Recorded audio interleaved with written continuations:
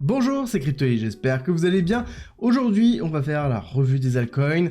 Comme on a l'habitude, tous les lundis, on passe en revue les altcoins principaux, plus ceux que vous nous avez demandé en commentaire.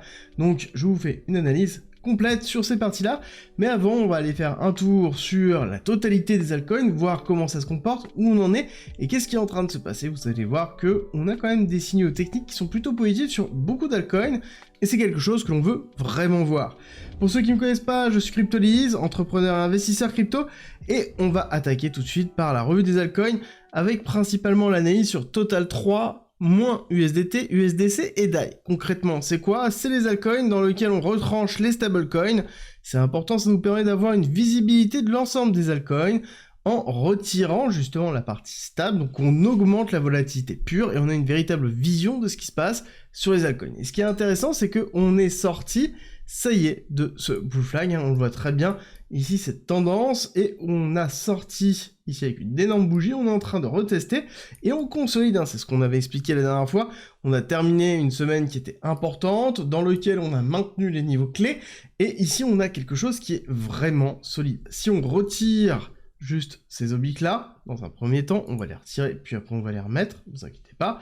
Mais ce qui est intéressant ici, c'est que l'on voit bien un maintien de cette zone-là, on voit bien ici la mise en place d'un retournement qui n'est pas encore validé, d'accord? Là c'est très bien, on maintient ce lot-là, donc ce bas-là, donc c'est très bien, mais il va falloir aller chercher ce top-là, et ça c'est le plus important. Si on casse ça, là, ça y est, on a le go total pour les altcoins, et donc on va pousser très fort, et je pense que ce sera pas que les altcoins, ce sera aussi BTC et globalement toutes les autres cryptos où on aura une hyper accélération et c'est plutôt positif. Et ça se voit aussi sur le momentum qui est en train de se structurer à la hausse, d'accord? Donc on voit bien un momentum qui est en train de faire un reversal, et on repart à la hausse et c'est symptomatique de ce que l'on voit là. Donc là on a vraiment des moments que l'on attendait. Voilà, clairement on est dans des moments, on les attendait, on les voit, et maintenant il nous manque encore de la validation, mais on n'est vraiment pas loin.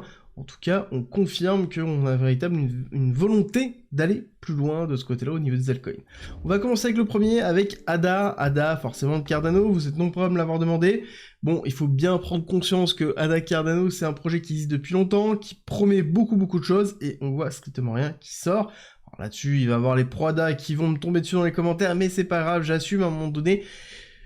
Voilà, j'ai beau regarder les projets qu'il y a, je me dis mais c'est en retard, il y a rien, enfin il y a des choses, mais c'est pas ce que l'on veut, c'est pas ce que l'on attend, et c'est pas ce que l'on voit sur d'autres blockchains qui sont en avance de ce côté-là.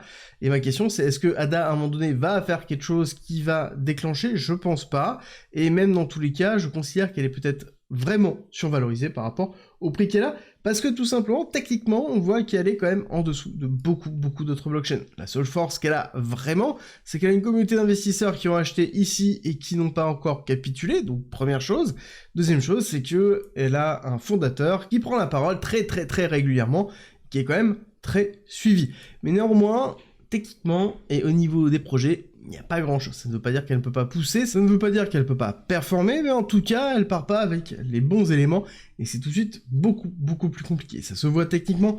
Ce qui s'est passé, c'est que on a eu une phase d'accumulation, on a eu une rupture, on a été rejeté directement par la première résistance, et on est allé retester la partie basse. Est-ce que c'est positif? Oui, on voit qu'on a un maintien des niveaux ici, mais on n'a pas d'impulsion haussière. On accumule pas mal de liquidités au-dessus, donc c'est dans les alentours des 0,5, mais c'est loin des performances que l'on doit avoir pour pouvoir pousser. Donc pour ça, la première rupture vraiment importante qu'on doit avoir, c'est 0,73, donc là il va falloir vraiment le surveiller, et ensuite on ira chercher les 1,25, et on a plusieurs selling zones dans les différentes zones de liquidité qu'on a au niveau de ADA Cardano, mais je ne parle pas d'une rupture d'un ATH. À un moment donné, il faut prendre en considération la réalité, c'est que peut-être elle n'est pas aussi performante que prévu, et elle vaut 15 milliards de FDV, d'accord, de market cap dilué, ce qui est quand même énorme par rapport à la force réellement de ADA Cardano. Donc on prend du recul par rapport à ce qui est en train de se passer au niveau d'ADA. Personnellement, je considère que si elle arrive à suivre l'accélération haussière, c'est déjà très bien pour ADA Cardano. Il va falloir pas attendre forcément une surperformance, mais plutôt un suivi des performances des autres crypto-monnaies lors du bull run. Ensuite, nous avons Atom. Atom, la crypto de Cosmos. Projet qui est excessivement bien construit, projet qui est très très utilisé, mais dans lequel la crypto Atom n'est pas utilisée. Voilà, clairement, c'est le cas, c'est le problème de Atom, on le sait tous de base. Atom est utilisé beaucoup pour avoir des airdrops, est utilisé pour protéger le Cosmos, donc en tout cas la blockchain Cosmos, mais n'est pas utilisé pour justement le Cosmos Hub, qui est la façon de pouvoir développer des blockchains très facilement et interfacer avec Cosmos. Et donc c'est vraiment la problématique que l'on retrouve au niveau d'Atom. Nous n'avons pas d'intérêt à avoir du Atom. En tout cas, pour l'instant, on parle de beaucoup de choses. On a lancé la notion d'IBC. L'IBC, c'est l'interfaçage que l'on a et justement la sécurité partagée. Donc on y a un intérêt d'avoir du Atom, mais est-ce que c'est suffisant? J'ai envie de vous dire, pas encore, on le voit pas au niveau des cours. Il y a une volonté de lancer Cosmos 2.0 avec derrière potentiellement des fusions entre Osmosis et Cosmos. Est-ce que ça va se faire, pas se faire? On ne sait pas. Bref, dans tous les cas, c'est un DAO, c'est un super projet. En tout cas, c'est un vrai DAO. DAO étant justement une notion d'organisme décentralisé qui s'autogère, ce qui est le cas de Atom avec Cosmos. C'est vraiment exceptionnel, mais en l'occurrence, c'est pas suffisant et il faudra voir comment ils vont être capables de se transformer. En tout cas, ce qui est sûr et certain, c'est qu'on a beaucoup d'applications qui tournent dans le Cosmos Hub et sur Cosmos aussi. Et donc, pour moi, c'est un projet qui est très intéressant, mais techniquement, c'est vraiment pas sexy. C'est-à-dire qu'on n'a pas fait de break-off structure, on est toujours, depuis globalement la chute du 13 juin 2022, dans une phase d'accumulation long terme, et qui est plutôt une phase baissière, dans laquelle on a imprimé quand même des nouveaux plus bas durant toute la période de 2024, alors qu'on avait un marché qui était en train de pousser très fort, en tout cas sur toute la première partie de 2024, et on voit que on n'a même pas cassé en fait le top qu'on avait effectué ici dans les alentours des 17 $. Donc Atom a vraiment beaucoup de mal. La véritable question, c'est est-ce qu'il va être capable de pouvoir repartir? Est-ce qu'on va avoir un intérêt? Et je pense que si on n'a pas de modification de la structure au niveau d'Atom, il suffit d'une bonne nouvelle, à ce moment-là, Atom continuera doucement à descendre et potentiellement suivra le marché à la hausse, mais pas de façon aussi performante qu'on pouvait espérer.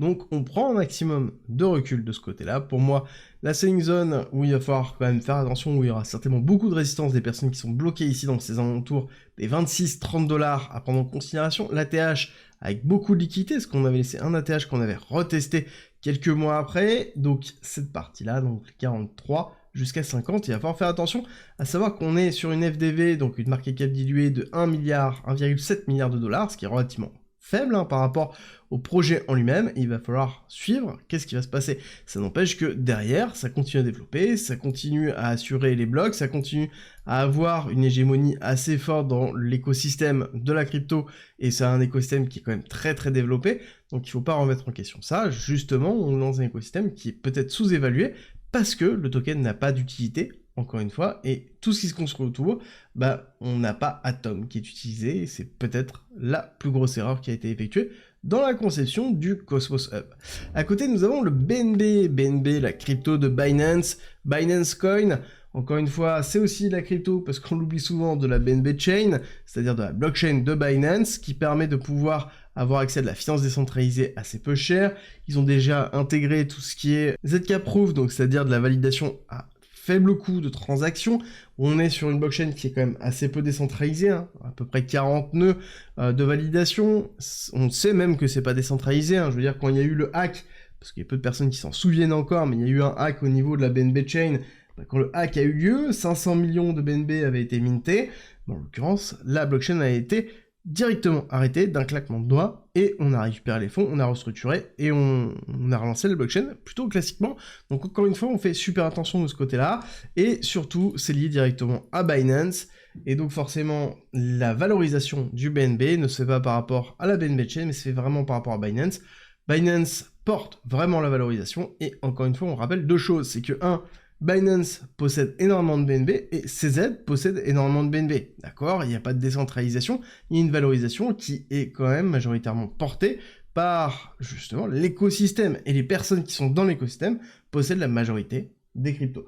Donc pour moi, on est dans cette démarche où on doit faire quand même très attention. Techniquement, on est dans une période où on a eu une hyper accélération, on a marqué un ATH ici à 731 durant la période de juin 2024, on est en train de consolider, on est allé retester sur la période du 5 août, hein, on a liquidé énormément de monde, les 400$, ce qui est plutôt positif, et on est dans une phase de réaccumulation. Donc là, c'est vraiment propre, hein. Je veux dire, techniquement, on voit bien la distribution, on voit bien l'accumulation de week-off, hein, d'accord, les deux, et les deux ensemble, c'est une réaccumulation de week-off, donc c'est plutôt positif, ça ne veut pas dire qu'on ne peut pas aller retester encore à 480, mais en l'occurrence, sur le long terme, on voit qu'on a quelque chose qui pousse fortement, surtout que je rappellerai qu'au niveau du BNB, il y a du burn. Le burn, c'est quoi? C'est le fait de détruire des tokens, donc on concentre la valeur du token dans les tokens qui restent. Donc on est dans les alentours de 84 milliards de market cap, et pour moi les targets, on a 1 et 1 dans les alentours des 850, 950, 1,618 à 1300, et après on peut aller chercher plus haut si on le souhaite. Encore une fois, il va falloir voir, est-ce que oui ou non Binance, ça se déroule plutôt bien. Je veux dire, peu importe si on est en bull market ou pas, si on a des problèmes sur Binance ou sur un des acteurs qui possède beaucoup de BNB, il va falloir faire quand même très attention. On continue avec OP, la crypto d'optimisme, qui est un layer 2 d'Ethereum, donc forcément on est lié à la performance d'Ethereum. Si Ethereum ne fonctionne pas, ne performe pas, OP ne performera pas non plus. Techniquement, on est dans un truc ultra sympa dans lequel on a une zone d'accumulation, accélération, zone d'accumulation, accélération, zone d'accumulation. Ce qu'on attend, c'est une phase d'accélération. La zone d'accumulation, elle n'est pas encore validée. On doit casser ici les 2$, donc le break of structure, pour valider qu'on sort de cette zone-là pour aller sur une hyper accélération. Qu'est-ce qu'on attend comme target ici? On va aller chercher, pareil, extension de Fibonacci, 1 et 1 dans les alentours des 5$. Ensuite 7,42$ et on peut aller chercher plus haut. On est dans les alentours d'une market cap diluée de 7,4 milliards, ce qui est conséquent sans être trop conséquent. On rappelle que c'est quand même une grosse layer 2, mais on est lié à Ethereum. Si Ethereum sous-performe, OP sous-performera aussi, d'accord? C'est logique, donc on le prend en considération pour la suite et son investissement. Et d'ailleurs, si vous voulez avoir plus d'informations sur les différentes cryptos, sur les narratifs, c'est dans ma newsletter, vous avez le lien en commentaire et en description, c'est 100% gratuit, dans lequel je vous donne un maximum d'informations pour que vous puissiez prendre les bonnes décisions. C'est gratuit, en commentaire en description si ça vous intéresse. On continue les analyses avec ici Gala, secteur du gaming, dans lequel nous avons un studio qui a fait beaucoup parler de lui, en bien et en mal, hein. On rappelle qu'il y a beaucoup de mal aussi qui a été effectué. Un des co-founders qui s'est barré avec la caisse, un combat juridique entre les co-founders aussi, bref, il y a plein d'éléments, et on est toujours dans la zone d'accumulation. On a eu une hyper accélération qui était plutôt positive, et on a retracé, mais retracé vraiment salement. On est allé retester cette période-là d'octobre et septembre 2023, donc vraiment la partie la plus basse. Est-ce qu'on peut attendre vraiment une hyper accélération? Il faudrait que le gaming comme narratif décolle, et à ce moment-là, on va chercher peut-être des targets plus sectorisés, avec potentiellement ici les 1,20, voire un petit peu plus bas, 24, voire encore plus bas, un peu plus haut, les 37. Et après, on peut aller chercher vraiment beaucoup plus haut avec les ATH, etc. En fonction de l'évolution, est-ce que le narratif du gaming prend le pas ou pas? On rappelle qu'on est sur une FDV en dessous d'1 milliard de dollars, donc on pourrait aller chercher plus haut en termes de FDV, mais encore une fois, il faut impérativement que on ait le narratif du gaming qui prenne le pas. Là actuellement c'est pas le cas, on prend en considération aussi que le RSI est en train de se former, quelque chose d'assez sympa où on a un momentum qui est en train de se structurer, et ça va être à surveiller. On continue avec Stacks, le STX, la crypto qui est une layer 2 de Bitcoin, en tout cas qui se veut lier directement à Bitcoin, mais on est sur une market cap diluée de 3 milliards de dollars, et techniquement on est sur quelque chose qui est vraiment sympa, dans lequel on a fait ici un break of structure très fort, on a fait un nouvel ATH dans justement début 2024, on est en train de retracer. Quand on regarde le retracement que l'on a, donc tout simplement du début à la fin, nous sommes pile poil dans les zones de rechargement intéressantes en faisant une zone de réaccumulation, donc techniquement c'est très propre, et nous avons ici l'extension de Fibonacci qui nous donne comme target les alentours de 4,50, 6, voire plus haut, après les $, voire encore plus haut, en fonction du narratif. Est-ce que les layers 2 de Bitcoin vont fonctionner? Est-ce que STX et Stacks vont arriver à créer un écosystème et à créer une hype? C'est possible, ça va être à surveiller. Et on terminera aujourd'hui sur Quasar, la crypto QSR. Donc je vous en ai parlé plusieurs fois, c'est une crypto qui est dans l'écosystème Atom, donc forcément, si Atom a du mal, QSR aussi aura du mal, et derrière QSR, nous avons une blockchain qui a pour volonté de faire un stacking, un volt autour des assets et autour des cryptos, quelque chose qui est plutôt intéressant, qui est une forme d'ETF sans être des ETF. On est sur une market cap assez faible, on parle de 23 millions de dollars, et on a eu une énorme chute avec derrière un premier lot qui a été posé ici dans les 0,04 et le deuxième qui a été posé dans les 0,012, mais ce n'est pas suffisant. On a un début qui est en train de se former, mais pour pouvoir valider ici ce retournement de situation, il va falloir aller casser ici les 0,078 pour se dire qu'on valide le retournement, on pourra retester après, mais surtout on ne doit pas casser ce lot-là. Si on casse ce lot-là, c'est un peu fini. Au niveau de QSR, il faudra être très agressif, soit pour couper ses pertes, soit pour prendre des profits dans un cadre d'accélération qu'on pourra avoir dans un bull run. En termes de performance, qu'est-ce que l'on peut avoir? C'est vrai qu'on a une petite market cap, on peut avoir des grosses performances, mais encore une fois, on prend en considération que tout est lié à forcément le risque. Plus on a de risque, plus on a de performance. Si on regarde Fibonacci et l'extension, on peut aller chercher le 1 et le 1,1 dans les alentours des 0,30, le 1,618 dans les 0,42, mais encore faut-il qu'on ait derrière une accélération, qu'on ait un atome qui se relève, et derrière un écosystème qui repousse, et à côté, le quasar avec QSR qui prennent aussi le pas. Encore une fois, tout va être lié à comment le bull run va se dérouler et quels vont être les narratifs qui vont être joués. En tout cas, ça pourrait être rattaché à du RWA si on le voulait. Et si vraiment on a des liquidités qui se déversent dans l'écosystème Atom et donc forcément dans QSR. Ça va être à surveiller, on est sur une petite market cap, donc toujours très risqué, on fait toujours super attention avec ce type de projet. N'oubliez pas, si vous voulez avoir toutes les nouvelles, vous avez la newsletter, 100% gratuite, en commentaire en description si ça vous intéresse. Et nous, on se retrouve très vite, j'espère que cette vidéo vous a plu, si c'est le cas, avant de partir, n'oubliez pas un petit like, un petit commentaire, et je vous dis à demain.